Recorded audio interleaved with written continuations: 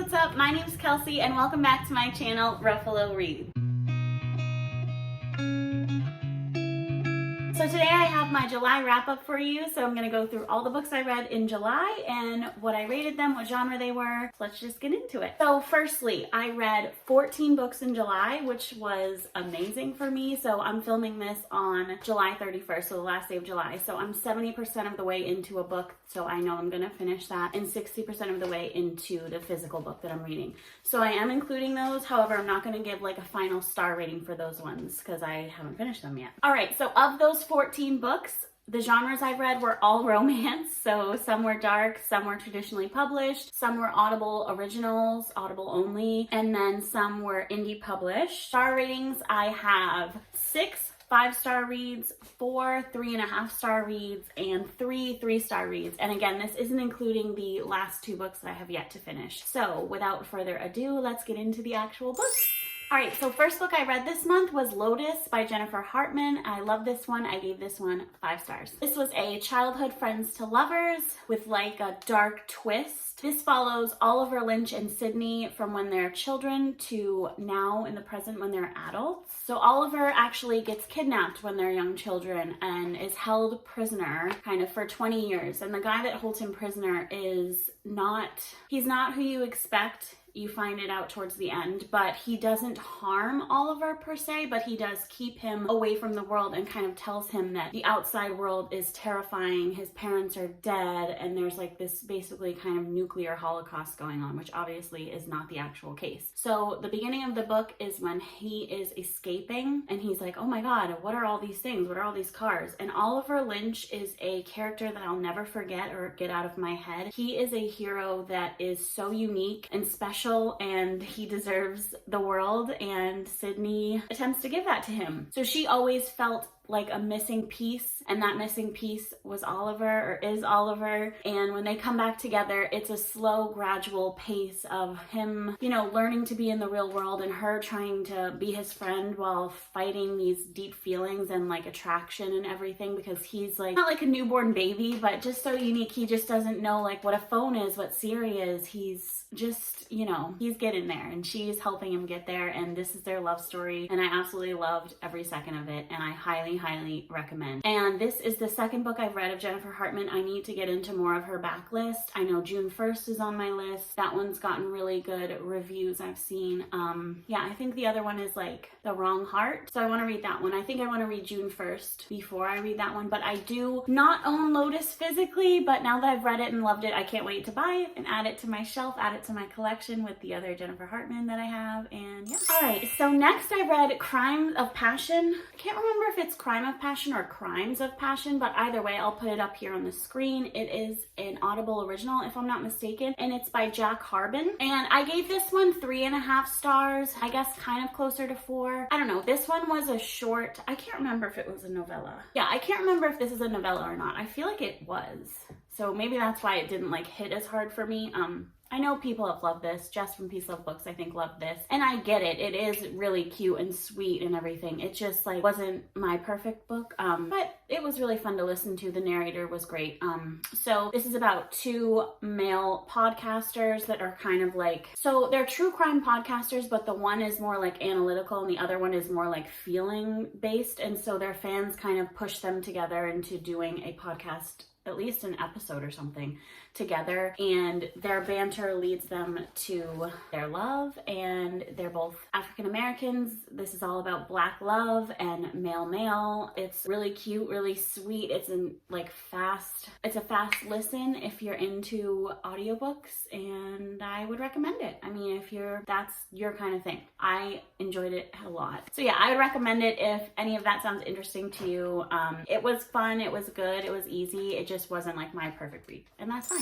So I cannot believe this, but this is the month where I first read Praise by Sarah Kate. Like, why does that feel like it was literally so long ago? But it was this month. So I loved this. I gave it 5 stars. It is the first in her Salacious Players Club series. I feel like if you watch YouTube at all or follow BookTube at all, you've heard of this book probably a million times, but for good reason. She's a really great writer. She's especially really great at writing smut. So So this is a dom sub age gap boyfriend's dad romance. So Charlie or Charlotte comes to his office to retrieve their deposit that her and her ex-boyfriend Beau put down on an apartment. He's like, I don't have it, it's at my dad's, go to him and ask for it. And so she gets there. He thinks that she's like interviewing to be his new like submissive secretary, and he's like, get on your knees, and she's like, this is weird, but okay. And then she's like intrigued and interested.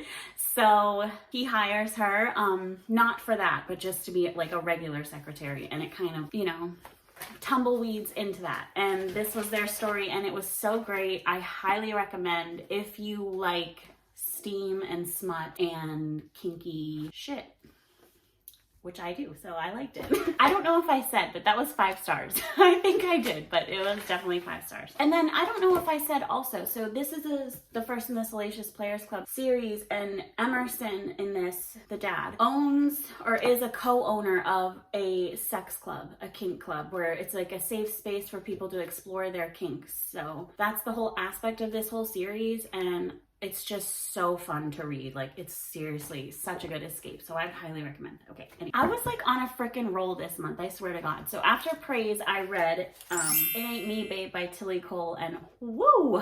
Wow. This one was so dark, so triggering, but so good. Highly recommend. So trigger warnings in this for rape, abuse, torture, murder, a lot of triggers. This is a motorcycle club romance. It's the first in a series, which I didn't know, but I think it's the Hades Hangman series. So this follows Salome. We don't love that name for her, but we don't call her that. What do we call her? So May is what we call her.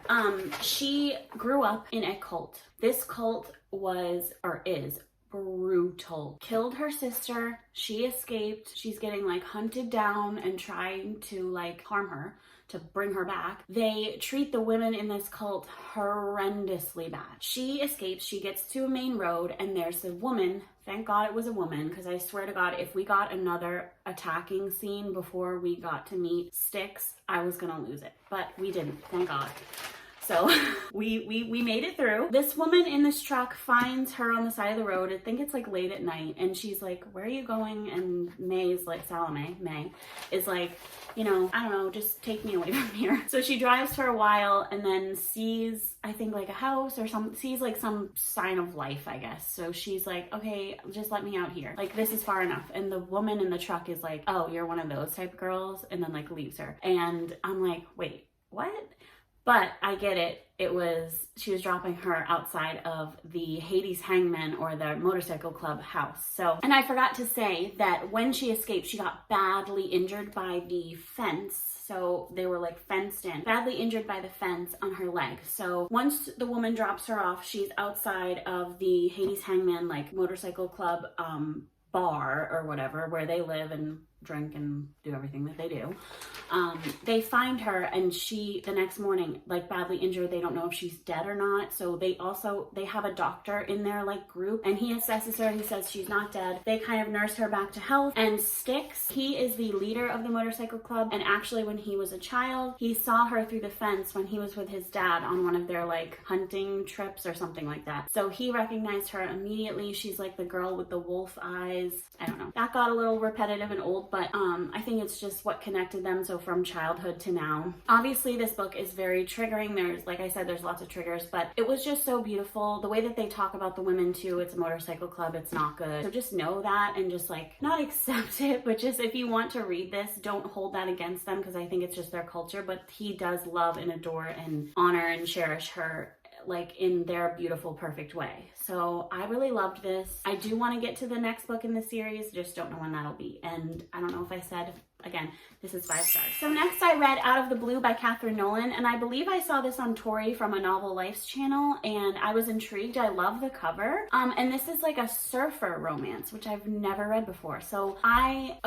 gave this book 3.5 stars. I feel like on the higher side more towards 4. I really enjoyed this book. I enjoyed the love story. I loved the surfing aspects. So let me tell you what it's about first. So it follows Copeland and Serena. We call Copeland Cope. She's a professional surfer who gets like this sponsorship deal with this like very eco-friendly or eco-aware or something company that she's like bought clothes from for forever and she loves. So she gets them as a sponsor to surf this big wave like competition type thing. I don't know the specific details, but like, you know, she's one of the main people. So she's doing like, she's going to be doing PR with them and whatnot. And so they're like, okay, you need a bodyguard because you're going to be getting more attention and we want to make sure that you're safe. So they hire Cope to be her bodyguard. So he's on like the last leg with his company right now. He's not following the rules so great. And so he gets put on to be her bodyguard because his boss is like, okay, this is like a very low key like job. You're just kind of babysitting this girl. Like she's fine,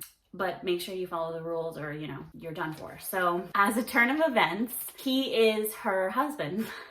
So they got married and they've been separated for a long time. I can't remember how long. He knows it and they walk in and she's like, what the hell are you doing here? They like have a private argument and then she just like accepts it. She's still like harboring a lot of feelings and so is he, but they lack communication heavily. So if you are a hater of the miscommunication trope, I just don't know if I would recommend this book because a lot of this hinges on that. But I will say I don't like that trope at all, but I think that this book did that well because when it got to that point, I was like, oh my God, are you freaking kidding me? This is why you guys haven't talked to each other or seen each other for this long. Like that is so stupid, like literally so dumb. But how they explain why that's a thing, I thought was believable and done well because you know, it has to do with age, maturity, like growing and learning yourself. And I think that that is like an explanation. So I liked that. I liked their chemistry. I liked the surfing aspects a lot. Like I said, the setting was beautiful. I liked Cope's like angry kind of demeanor, but he's very protective. What I didn't like about this and why it was a 3.5 and not a 4 or a 5 is we had this whole aspect of the company that she gets sponsorship for. Turns out to be like this evil, like big bad corporation out to cover things up and hide the truth and not actually be eco-friendly. And I'm like, okay, I don't care about that. Like, can you please stop talking about that? Like, I don't care. Like, I get it. It's like a whole plot, but like that, no, I don't need that. I need the surfing and the love and that. I think that if we did away with this whole like evil company corporation subplot, it would have maybe been a 5-star for me. But just taking away from the story that much and like having guys like lurking in the bushes because it's like, I'm like, really?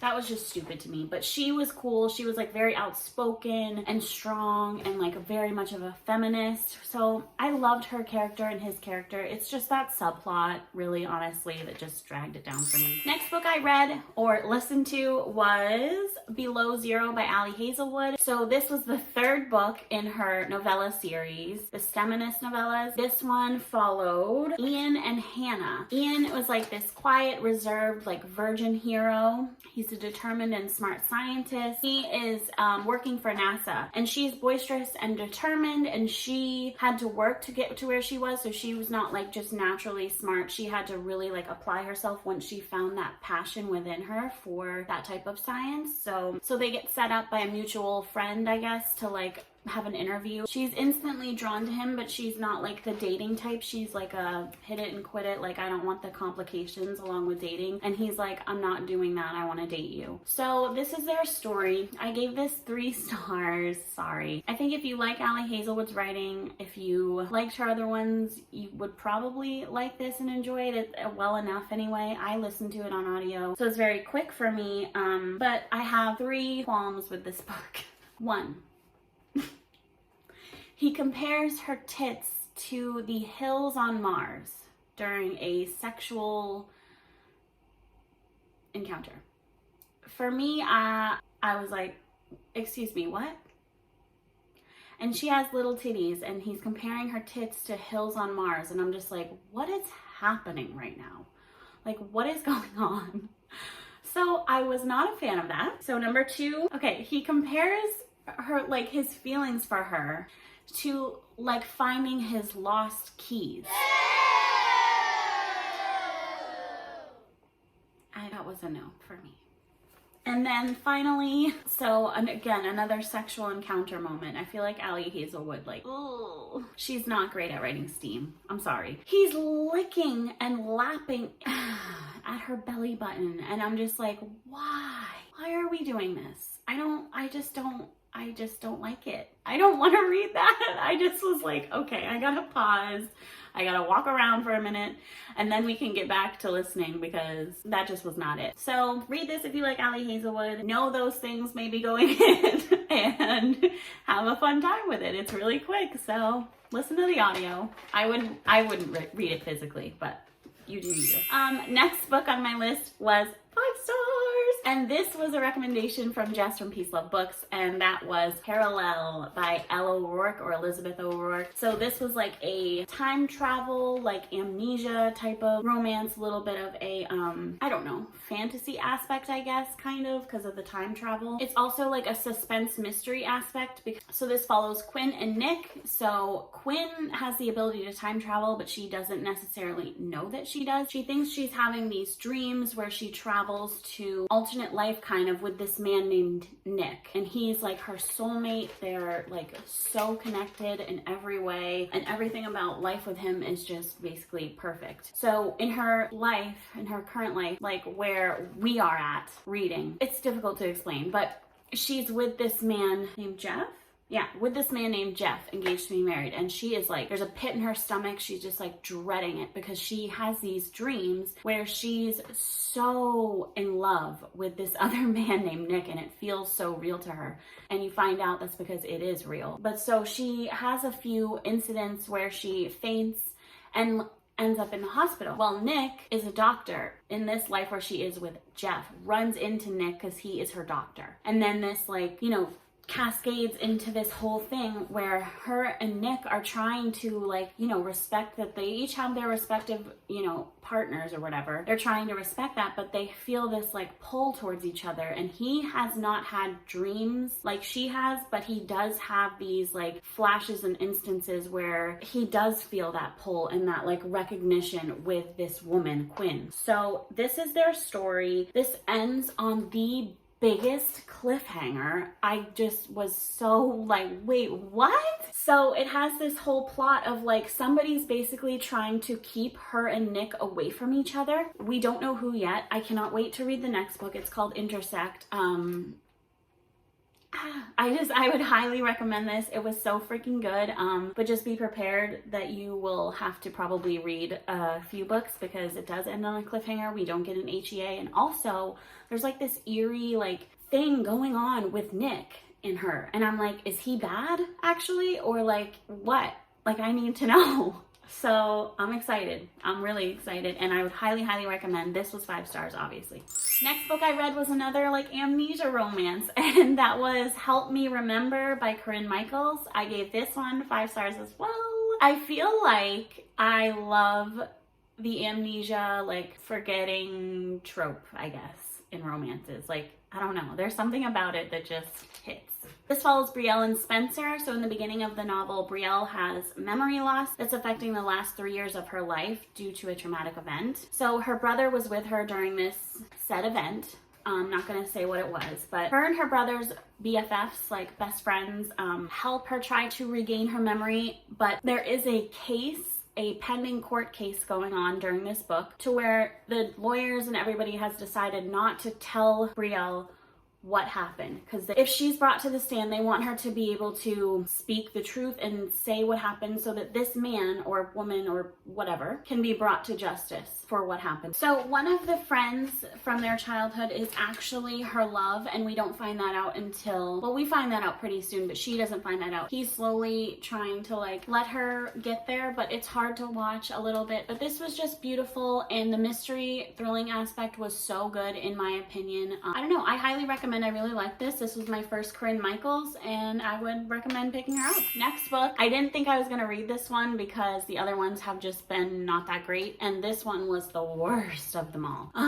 Which I feel bad saying, but it's just the case. So this is Stuck With You by Allie Hazelwood. I gave it 3 stars. It was the worst one of the bunch. It follows Sadie and Eric. They're rivals. And this deals heavily with the miscommunication trope. So this is one of the the other one that I talked about earlier, I forget which one, but Out of the Blue. It dealt with miscommunication, but in a good way. This one, no, not in a good way. It was so annoying. I did not like it. He's like this redheaded, burly, surly, accented genius. She's teeny tiny, smart, determined, and free. Yeah, all of her books are like, the heroine is teeny tiny, fits in your pocket. Chandler Ainsley from the channel, I think that's her channel name actually. Her review on Goodreads cracked me up. It was like, this author has like a, what did she say? She was like a Polly Pocket pussy like fetish, and I'm like, what?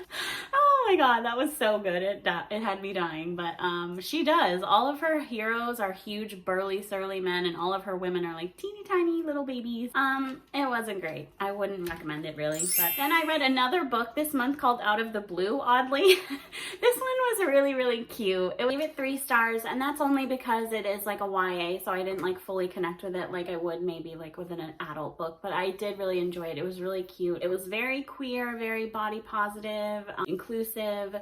This follows our 2 characters. One is a mermaid or a merman, person, who is sent on a journey during the moon phase to see if he wants to become a mermaid forever or a merman forever or live on land. So, and he meets this boy who's just been broken up with, who's very like obsessed with rom-coms, and the 2, this is their journey, and it was really adorable. Pick it up if you like YA, or like give it to your kids maybe. All right, so next book on my list is Cruel Black Hearts, and by Candace Wandrak. And I read this for the Out of Bounds book club with Michae from Oh Hey It's Michae and Nikki from Nikki and Bookland. I gave this one a solid 3.5 stars. I think that the writing was questionable and the content was also questionable.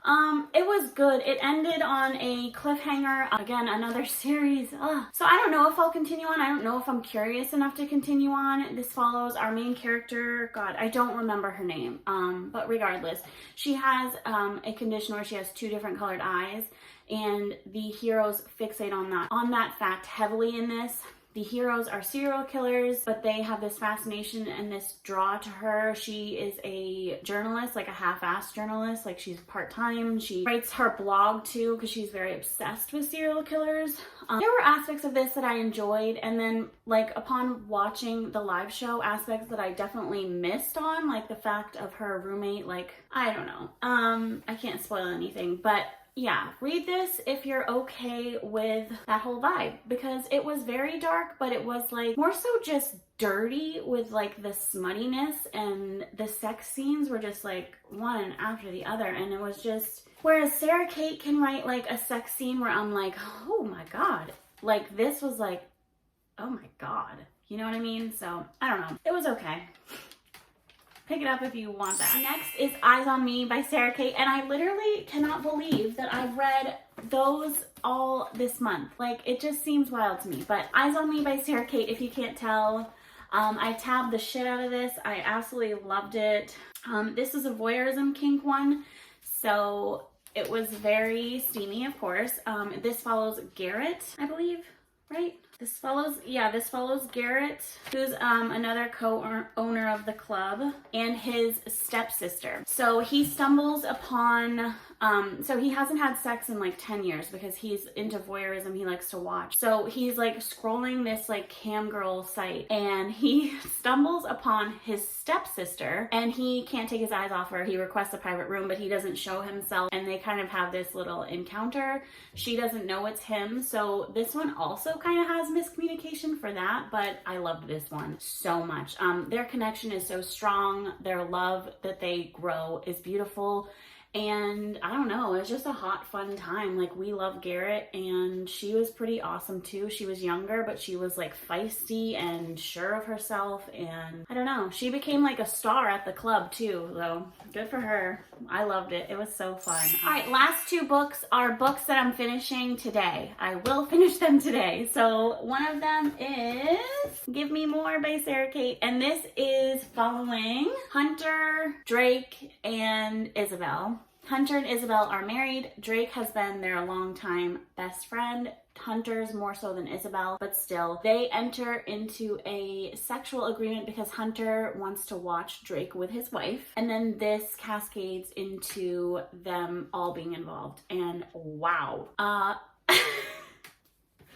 The sex scenes in this are unmatched. So good. So if you want a really hot, steamy, like sexy time, if you don't mind an MMF, then I would highly recommend this one. It was, or is so good. I'm still reading it. And I can't give you my rating because I'm still in the middle of it. But yeah, we love Drake. We love the communication in this. They're so open and like vulnerable with each other and exploring sexuality a little bit, exploring their childhood and exploring their demons from like societies and from their families. And it's so good. I can't wait to rave about it in a future video probably and on Instagram. So yeah.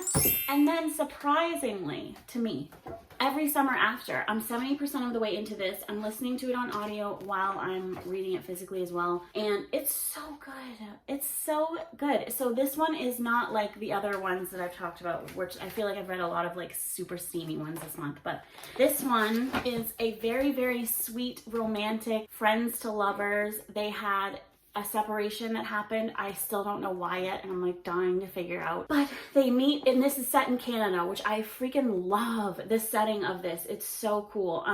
So they meet at this like lakeside like town where she goes camping with her family at every year, and he lives there. So yeah, so they've been best friends. They obviously grow up and get attractions for each other. They date, then something happens, it breaks them up, and they're back together because his mom passes away, and his brother asked her to come because they were close whenever, you know, she was with them growing up and everything. And then this is about them reconnecting, and we flash back and forward, and I love it. I love that style of writing, and it's so good so far. Percy and Sam, love them. Yeah, I don't know. I don't really have anything else to say about this. I'm assuming it's going to be 5 stars because so far I just cannot stop listening and I cannot put it down. So I don't know. It's worth the hype to me so far anyway. So check it out if you haven't already.